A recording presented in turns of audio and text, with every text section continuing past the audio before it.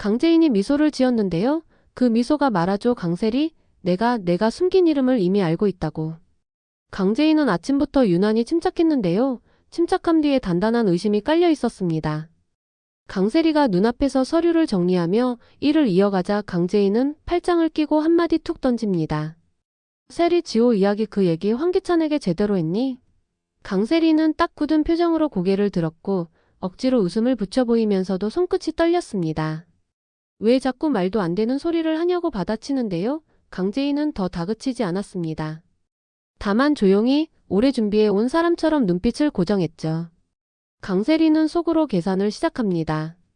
강재인이 어디까지 알게 되었는지, 누가 입을 열었는지, 그리고 자신이 먼저 치고 들어가야 하는지. 이날 오전 회의가 끝나갈 무렵 김도윤이 연락을 해왔는데요. 도윤은 제인에게 오늘 오후 확인해야 할 자료가 도착한다고만 짧게 알려왔습니다.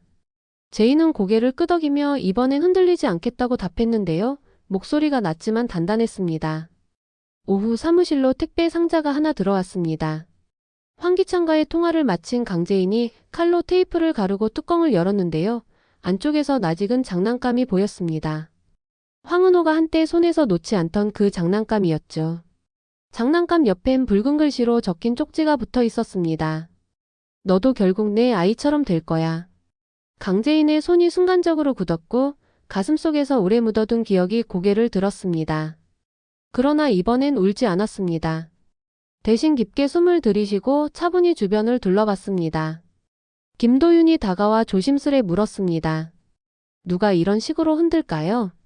제인은 한 이름을 떠올렸습니다. 강세리. 하지만 단정하지 않았습니다. 제인은 늘 그러했듯 증거로 말하려고 했습니다. 그날 저녁 익명 발신의 자료 봉투가 도착했는데요. 안에는 DNA 검사 서류, 사본과 함께 날짜가 다른 두 통의 진술서가 들어 있었습니다. 진술서에는 과거 강세리와 관계를 맺었던 남자의 이름이 조심스럽게 가려져 있었지만 결정적인 부분만은 선명했습니다. 아이의 친부 가능성, 병원 접수 기록, 그리고 한 번 더 비밀리에 의뢰된 재검 결과. 수치가 말해주는 건 단 하나였습니다.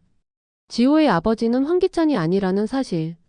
제인은 잠시 눈을 감았다가 천천히 떴고 담담하게 속삭였습니다. 그래, 결국 여기까지 왔구나. 한편 황기찬은 혼자 병원을 찾았습니다. 온몸으로 스며드는 찬 기운을 밀어내듯 어깨를 폈지만 의사의 설명은 냉정했는데요. 치료 가능성이 낮고 남은 시간이 길지 않다는 결론이었습니다. 문을 나선 황기찬은 묵직한 햇빛 아래서 어지럼증을 느꼈습니다. 그는 오래 미뤄두었던 서류처를 떠올렸습니다. 비자금 장부, 오래전의 전표들, 그리고 도무지 지워지지 않는 한밤의 블랙박스. 그 밤의 기록은 아직 그의 서랍 어딘가에서 잠들어 있었는데요. 이제 더는 잠들게 놔둘 수가 없었습니다. 황기찬은 혼잣말처럼 중얼거렸습니다. 끝까지 버틸 수 있나 보자. YL그룹안은 흔들리고 있었는데요. 강규철 회장의 건강 이슈가 최근 더 알려지면서 각자의 셈법이 복잡해졌습니다. 최자영은 미술관 일정을 줄이며 딸을 챙기려 했습니다. 제인아, 내가 흔들리면 모두가 흔들린다라는 말에 제인은 이젠 제가 흔들리지 않아요라고 단호하게 대답했습니다. 강승우는 밝은 성격답게 중간중간 분위기를 띄웠지만 분위기를 풀기엔 사건의 그림자가 너무 짙었습니다. 승우는 누나 대신 움직일 일들을 도맡아 처리하면서도 은근히 주변을 경계했습니다. 누나의 곁을 어지럽히려 드는 사람이 누구인지 승우는 촉이 빠른 편이었죠. 강세리는 강재인의 태도가 미세하게 달라졌다는 걸 누구보다 빨리 알아챘습니다. 눈빛이 가벼운 의심의 톤을 벗고 확신의 톤으로 옮겨가고 있었거든요. 강세리는 머릿속으로 빠르게 변수를 계산합니다. 누가 말했지? 어디서 샜지? 그때 강세리 전화에 익숙한 이름이 올라옵니다. 예전에 함께 일한 외부 협력사 대표의 이름, 그리고 짧은 메시지. 그 자료 나 같으면 없애겠다. 강세리는 순간적으로 뒤를 돌아봤습니다. 산의 어딘가에서 누군가가 자신을 지켜본다는 느낌이 스쳤습니다. 그 무렵 김도윤은 다른 경로로 서류의 원본을 확보해두고 있었는데요. 익명 발신자가 누구인지 끝까지 확인하지 않은 채 먼저 사실을 분리해 쌓아 올리는 방식을 택했습니다. 도윤은 제인에게 말합니다. 확신하기 전에 마지막으로 한 곳만 더 확인하죠. 제인은 고개를 끄덕입니다. 둘은 다음 단계를 약속해두고 흩어졌습니다. 그 사이 강세리는 한 발 앞서 움직였습니다. 프린트실에서 무엇인가를 찢어버리는 소리, 복도 끝에서 들려오는 낮은 통화 목소리, 그리고 메일 서버에서 삭제된 흔적. 하지만 지워진 자리엔 늘 그림자가 남죠. 복구 가능한 로그, 백업 그리고 사람의 기억. 강세리는 계산 착오를 하고 있었습니다.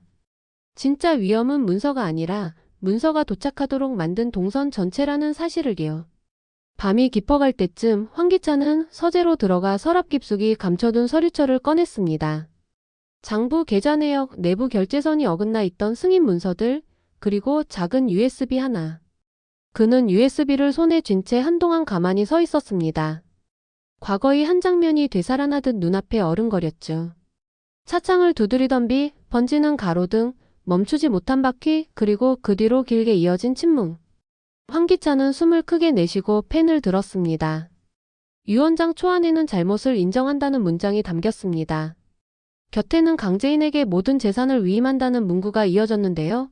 그 문구는 사죄인지 거래인지 혹은 마지막 방어선인지 스스로도 알 수 없었습니다. 그는 아주 낮은 목소리로 말했습니다. 제인, 너만큼은 지켜야 한다. 그러고 나니 묘하게 마음이 가벼워지는 느낌이 스쳤습니다. 그러나 마음이 가벼워질수록 돌아갈 다리는 빠르게 사라지고 있었죠. 다음 날 아침 강재인은 인사팀으로부터 한 통의 제보 메일을 전달받습니다. 발신인은 실명을 밝히지 않았지만 문장 하나가 또렷했는데요. 지호의 출생기록과 관련해 이상한 결제가 있었다. 기록을 더듬어 올라가 보니 특정 시기에 누군가가 병원 측에 이중으로 연락을 취한 흔적이 보였습니다. 제인은 곧장 병원 법무팀과 접촉했고 절차를 통해 필요한 범위 내에서 인증된 자료 열람을 신청했습니다. 오래 걸릴 일이라 생각했는데요. 의외로 빠르게 일정이 잡혔습니다. 누군가 내부에서 미리 질문을 던져놓은 덕분이었죠. 강재인은 속으로 김도윤을 떠올렸습니다. 고마워요, 도윤 씨. 점심 무렵 강세리가 마주 앉았습니다. 제인, 왜 요즘 자꾸 지호 얘기를 꺼내? 의도 뭐야? 강재인은 차분하게 답했습니다. 의도? 책임을 묻겠다는 의도지. 강세리는 짧게 웃으며 흘려보내려 했지만 제인의 표정에서 농담의 여지가 사라졌다는 걸 느꼈습니다. 세리, 내가 어디까지 잘못했는지 정확히 알게 되면 그때 가서 얘기하자. 이 한마디가 강세리의 심장을 쿡 찔렀습니다. 그날 오후 강세리는 지호를 데리러 가는 길에 몇 번이나 뒤를 돌아봤습니다. 자신이 만든 균열이 이제 자신의 발목을 잡기 시작했다는 걸 본능이 먼저 알아차렸던 겁니다. 그리고 어느 날 저녁 YL그룹 내부 게시판에 짧은 익명 글이 올라옵니다. 거짓말은 오래 감춰지지 않는다. 특히 아이를 둘러싼 거짓말은. 글은 금세 삭제되었지만 이미 캡처가 돌기 시작했습니다. 강세리는 자리에서 벌떡 일어나 휴대폰을 움켜쥐었습니다. 혀끝이 바짝 말랐고 머릿속이 하얘졌습니다. 그 순간 강재인에게 메시지가 하나 도착합니다. 김도윤의 이름으로. 내일 오전 병원 기록 담당자와 미팅 확정. 지호 관련 건 포함. 제인은 긴 숨을 내쉬며 스스로에게 말했죠. 확인하고 묻고 책임 묻자. 황기찬은 같은 시간 서재에서 문서를 정리했습니다. 그는 유언장과 위임장을 각각 다른 봉투에 나눠 담았고 USB에는 암호를 걸었습니다. 그러고는 YL그룹 법무팀의 한 사람에게 연락을 돌렸습니다.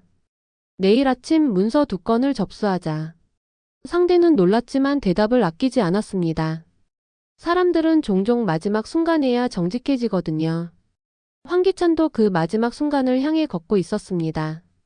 다음 날 병원 미팅실에서 담당자는 차분하게 자료를 설명해 주었습니다. 해당 시점에 동일 아동에 대한 기록 접촉이 2차례 있었습니다. 각각 다른 법률 대리인을 통해 진행됐고요.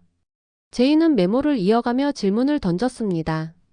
두 접촉 중 하나가 실제 보호자 변경을 위한 절차였나요? 담당자는 고개를 끄덕였습니다. 일부 정보는 법적으로 가려져야 하지만 결론만 말씀드리면 친권 관련 문서에는 모순이 존재합니다. 제인은 눈을 감았다 뜨며 조용히 말했습니다. 필요한 추가 절차 제가 책임지고 진행하겠습니다. 복귀길에 김도윤은 제인에게 말했습니다. 이제 거의 다 왔습니다. 다만 마지막에 사람 마음이 흔들릴 때 사고가 납니다. 제인은 고개를 끄덕이며 대답했죠. 그래서 확인을 더 하려는 거예요. 흔들리지 않게. 두 사람은 서로의 눈빛을 확인했습니다. 공모가 아니라 진실을 향한 협력의 눈빛이었습니다. 저녁 무렵 강재인은 강세리와 단둘이 마주 앉았습니다. 세리, 지호는 아이야. 어른들의 게임에 끌어들이지 마.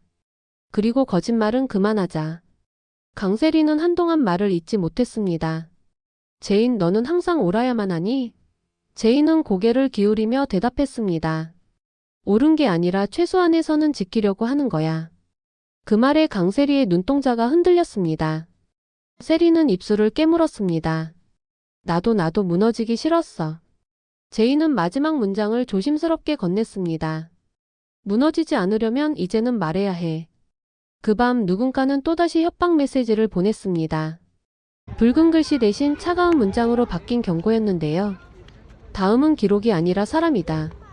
강재인은 휴대폰 화면을 오래 바라보다가 곧장 보안팀과 경찰 연락망을 열었습니다. 감정이 먼저가 아니었습니다. 절차와 보호가 먼저였죠. 그녀는 자신만의 방식으로 싸우고 있었습니다. 증거로 말하고 법으로 움직이고 사람을 향해 멈추지 않겠다고. 새벽녘 환기차는 창밖을 오래 바라보다가 결심을 마무리했습니다. 문서 접수, USB 제출, 그리고 대면 고백. 그는 강재인에게 직접 말하려 했습니다. 내가 틀렸다고. 그 말이 면죄부가 될 수 없다는 걸 누구보다 잘 알았지만 시작은 그 말이어야 했습니다. 강재인은 어느 때보다 차분하게 그 말을 들을 준비를 했습니다. 그러나 바로 그 순간 예기치 않은 소식이 들어옵니다. 법무팀으로 향하던 전달자 한 명이 누군가에게 가로막혔다는 겁니다. 서류는 안전했지만 전달자의 입이 막혔습니다. 누군가 마지막 변수를 집어넣었고 바람 방향이 잠깐 바뀌었습니다. 그 변수를 만든 손길이 누구인지는 아직 확정되지 않았습니다. 강세리일 수도 있고 환기만의 채권자일 수도 있으며 더 바깥의 누군가일 수도 있었습니다. 중요한 건 하나였죠. 진실은 이미 사람들 사이를 움직이기 시작했고 거짓말은 이제 자기 무게로 꺼지려 하고 있었습니다. 강재인은 숨을 고르고 스스로에게 말했습니다. 끝까지 가자. 아이를 지키고 잘못에 책임을 묻고 다시 살자. 이제 남은 건 마지막 몇 걸음입니다. 강세리는 미끄러지는 발을 멈추기 위해 마음속의 마지막 진실을 잡아야 합니다. 강재인은 이번에도 증거로, 법으로, 그리고 사람으로 설득해 끝을 보게 될까요? 아니면 누군가가 준비한 마지막 카드가 모두를 또 한 번 가장 어두운 밤으로 끌고 갈까요?